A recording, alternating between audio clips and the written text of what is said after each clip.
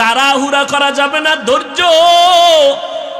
ধৈর্যের সাথে তুমি ওযু বানাও, ধৈর্যের সাথে তুমি শরীর জামা কাপড় পাক বানাইয়া তারপরে নামাজে দাঁড়াও, সেজদা দাও, আল্লাহর কাছে দোয়া করো। আম্মা ইউজিবুল মুজতাররা ইজা দাআ ওয়া ইয়াকশিফুস সু। বান্দা যখন বিপদে পড়া নিরুপায় হয়ে আমার আল্লাহর কাছে ডাক দেয়, দোয়া করে, আমার আল্লাহ ফেরেশতা পাঠাইয়া বান্দাকে হেফাজত করে। এক নম্বরে ধৈর্য, দুই নম্বরে নামাজ। ধৈর্য ধারণকারীদের জন্য সুসংবাদ দুইটা, একটা দুনিয়ায় আর একটা পরকালে।